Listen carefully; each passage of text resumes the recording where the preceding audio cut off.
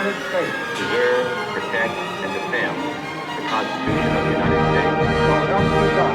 So help me God.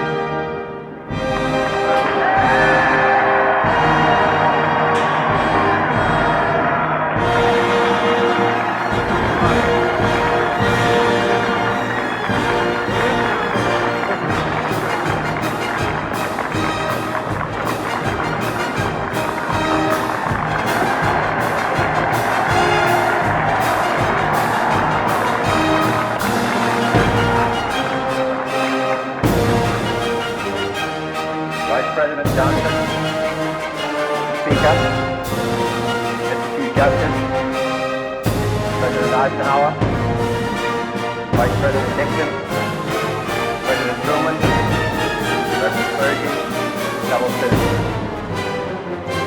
We observe today not a victory of parties, but a celebration of freedom, symbolizing an end as well as a beginning, signifying renewal as well as change.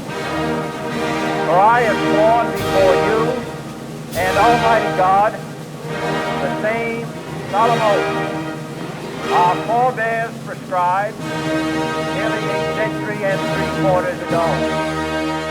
The world is very different now, for man holds in his mortal hands the power to abolish all forms of human poverty and all forms of human life. And yet the same revolutionary beliefs for which our forebears fought are still at issue around the globe.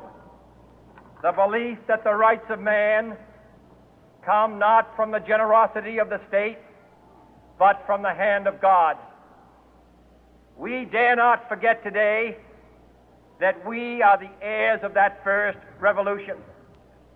Let the word go forth from this time and place to friend and foe alike that the torch has been passed to a new generation of Americans born in this century, tempered by war, disciplined by a hard and bitter peace, proud of our ancient heritage, and unwilling to witness or permit the slow undoing of those human rights to which this nation has always been committed and to which we are committed today at home and around the world.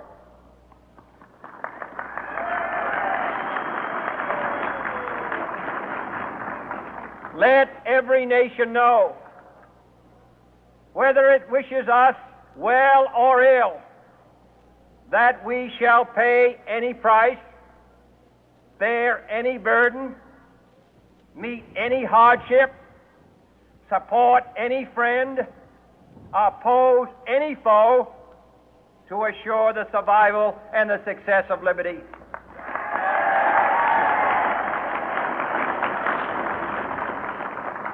This much we pledge and more.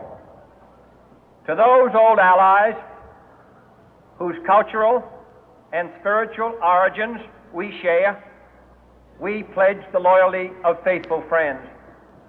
United, there is little we cannot do in a host of cooperative ventures.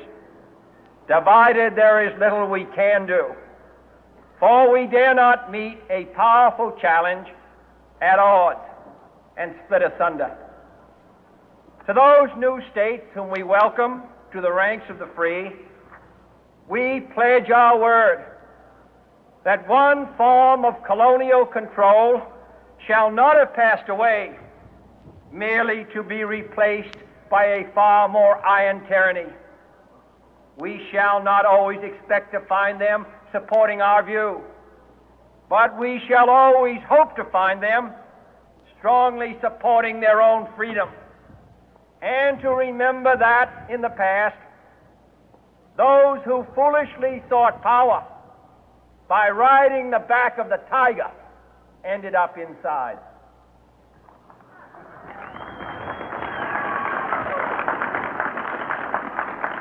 To those people in the huts and villages of half the globe, struggling to break the bonds of mass misery, we pledge our best efforts to help them help themselves for whatever period is required, not because the communists may be doing it, not because we seek their votes, but because it is right. If a free society cannot help the many who are poor, it cannot save the few who are rich.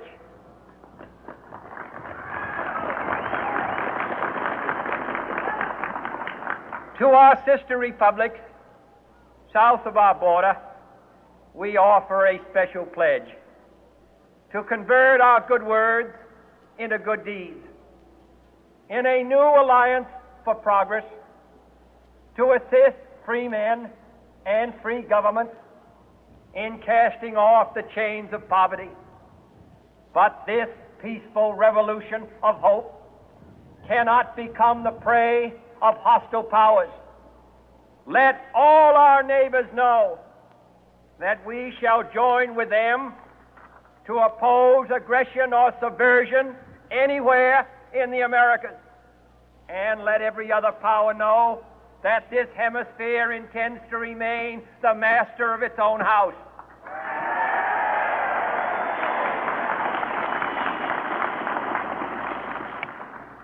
To that World Assembly of Sovereign States, the United Nations, our last best hope, in an age where the instruments of war have far outpaced the instruments of peace, we renew our pledge of support to prevent it from becoming merely a forum for invective, to strengthen its shield of the new and the weak, and to enlarge the area in which its writ may run. Finally, to those nations who would make themselves our adversary, we offer not a pledge, but a request that both sides begin anew the quest for peace.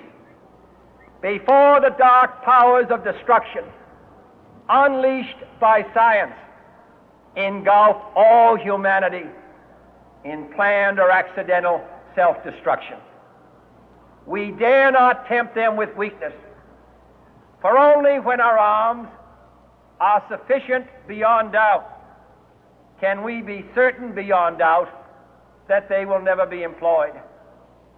But neither can two great and powerful groups of nations take comfort from our present course, both sides overburdened by the cost of modern weapons, both rightly alarmed by the steady spread of the deadly atom, yet both racing to alter that uncertain balance of terror that stays the hand of mankind's final war.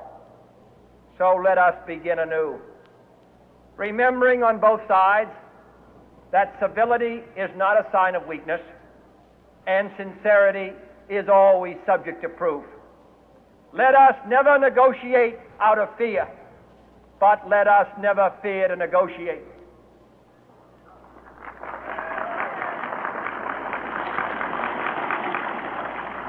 Let both sides explore what problems unite us, instead of belaboring those problems which divide us. Let both sides, for the first time, formulate serious and precise proposals for the inspection and control of arms, and bring the absolute power to destroy other nations under the absolute control of all nations.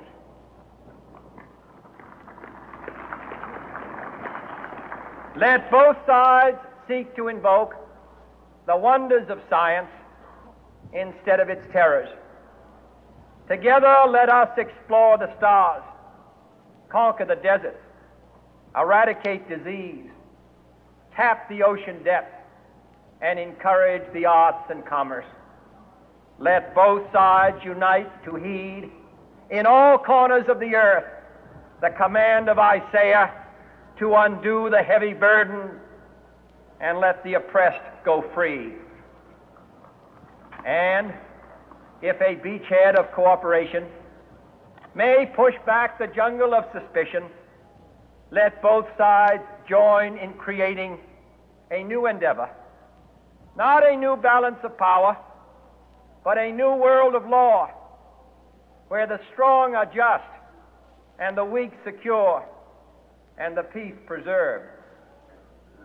All this will not be finished in the first 100 days, nor will it be finished in the first 1,000 days, nor in the life of this administration, nor even perhaps in our lifetime on this planet. But let us begin.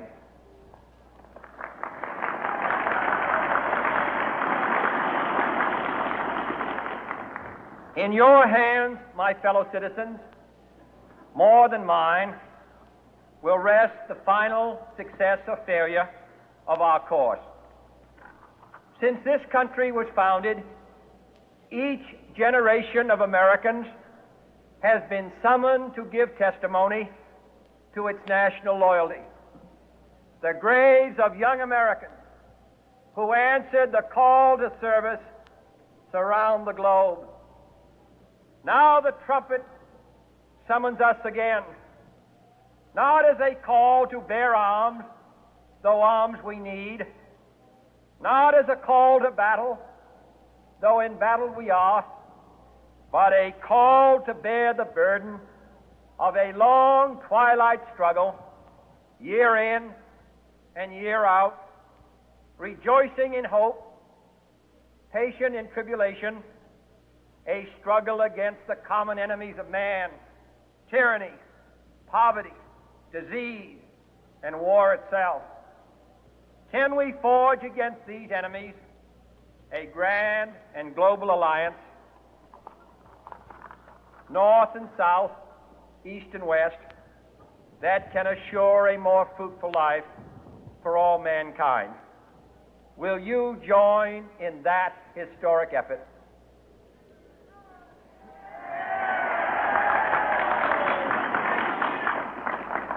In the long history of the world, only a few generations have been granted the role of defending freedom in its hour of maximum danger. I do not shrink from this responsibility. I welcome it.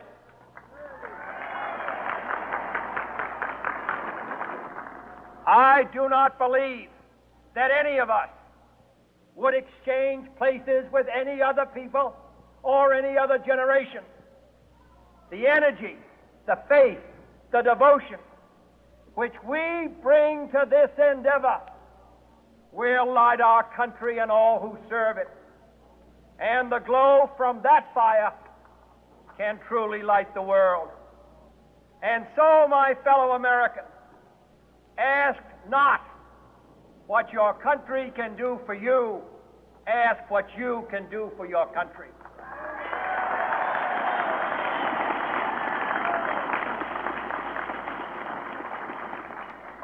My fellow citizens of the world, ask not what America will do for you, but what together we can do for the freedom of man.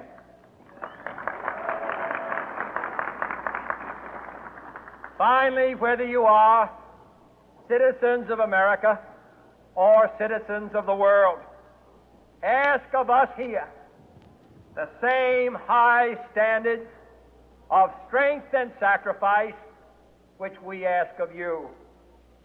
With a good conscience, our only sure reward, with history the final judge of our deeds, let us go forth to lead the land we love, asking His blessing and His help, but knowing that here on earth, God's work must truly be our own.